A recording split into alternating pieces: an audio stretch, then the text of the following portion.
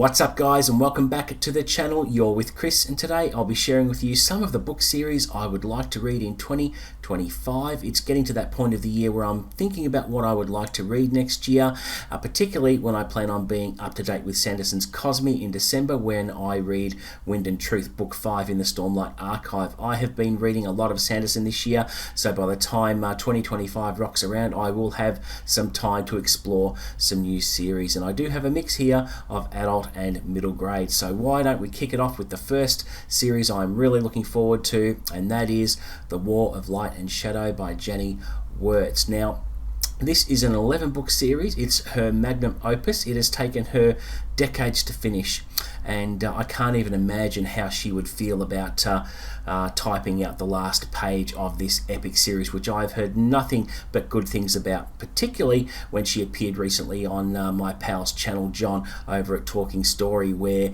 she shared some insight into the writing process and her history and her development as a writer, and it was so inspiring. And John, along with a few other booktubers, are going to be getting stuck in to this series next year, and me being a FOMO reader, sometimes a fear of missing out, I plan on jumping on that bandwagon because the premise sounds very, very interesting. It sounds epic.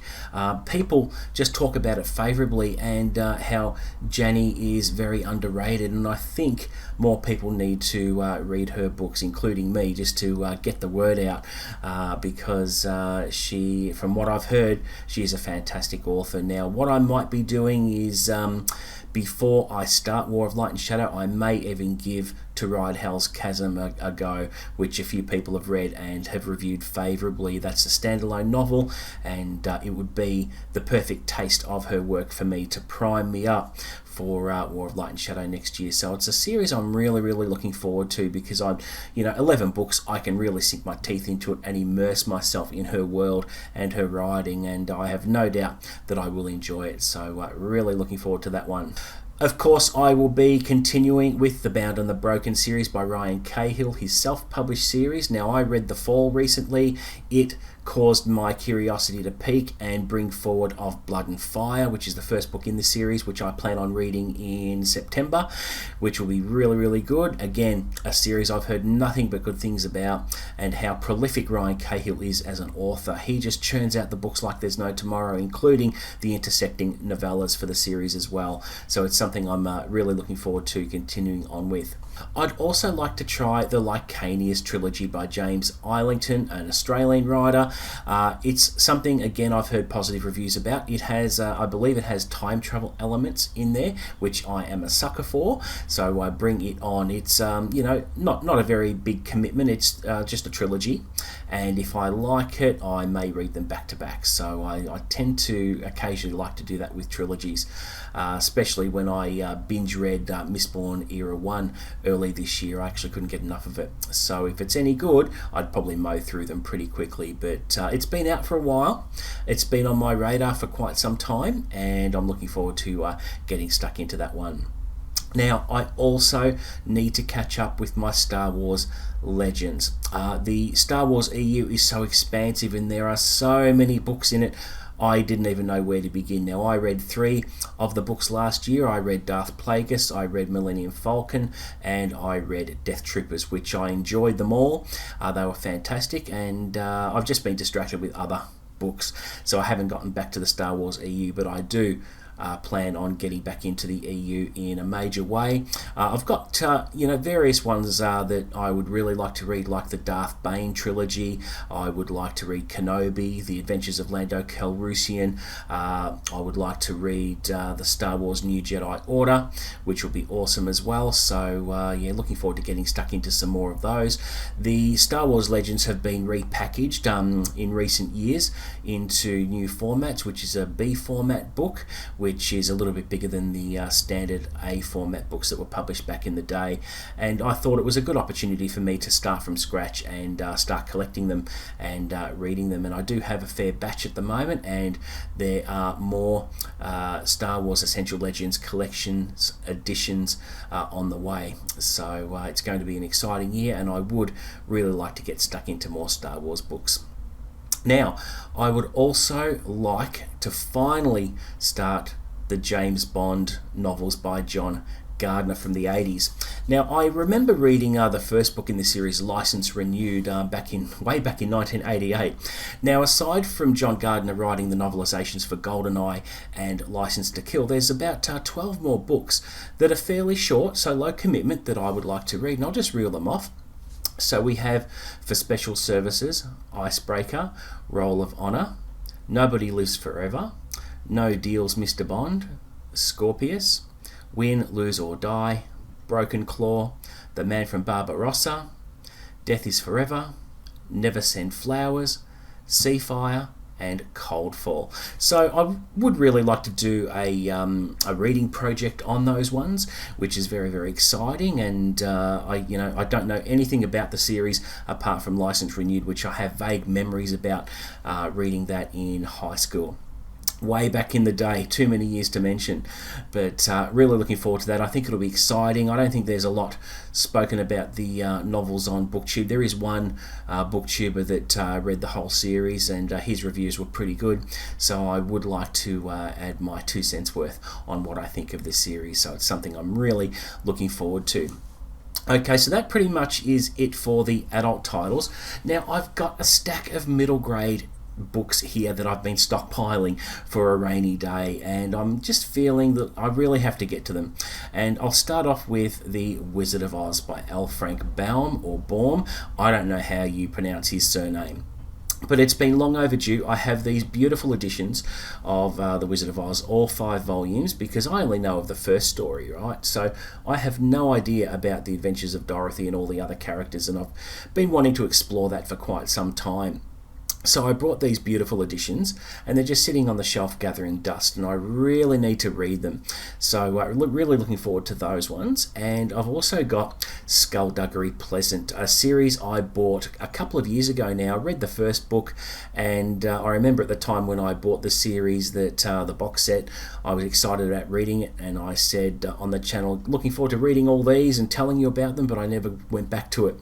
So I have to get back to it, because it's a very interesting premise about Skullduggery Pleasant, a supernatural detective who has his sidekick along with him for the ride, solving supernatural mysteries and the like. Now, there's about 15 or 16 books in the series, very easy to read, so there's no real excuse for not delving into that series next year as well. I've been putting it off for far too long. I would also like to have a go at Percy Jackson. I've heard great things about this one. Mike over at Mike's Book Reviews has been reading the series with his son, and he's been enjoying it, and just all about the Greek mythology. I'd really like to sink my teeth into that.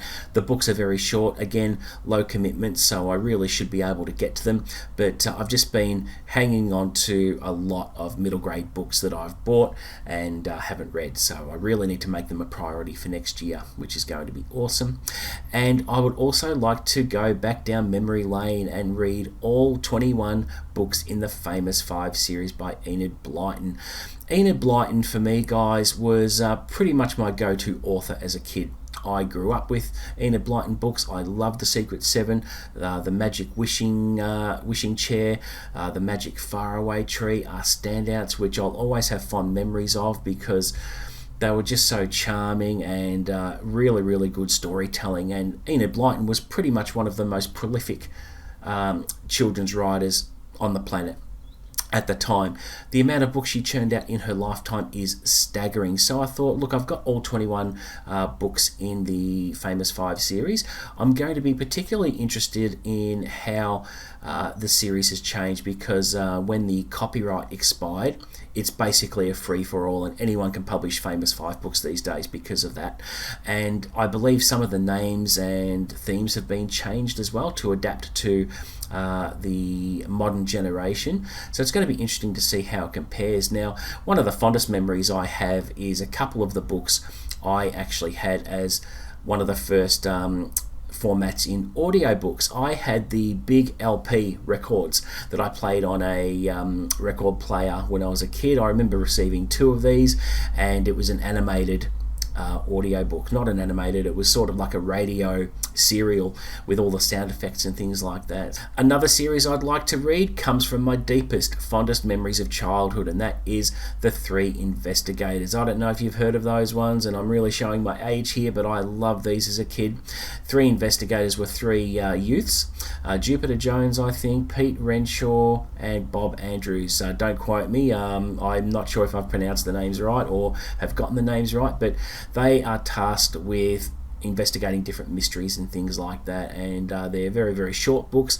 I think there's about 28 books in the series, 28, maybe 30, I'm not quite sure, but it's something of a nostalgia craving I've got to actually go back and read them all, because being the reader I am today, I'm sure I'd be able to mop up one a day if I get stuck into them. So it's definitely something I would like to get my teeth into again.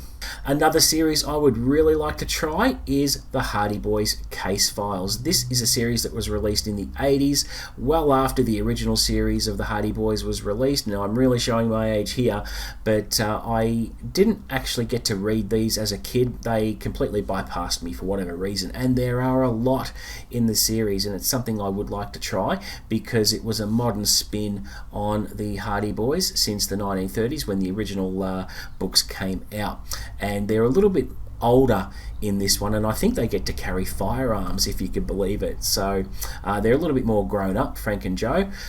It's something that's intrigued me for a lot of years, and I just haven't gotten around to having a look, and that's something I would like to get my teeth stuck into as well. So there you go, guys. Those are some of the series I would like to read next year. It's going to be very, very exciting, but I'll also invite your feedback as well.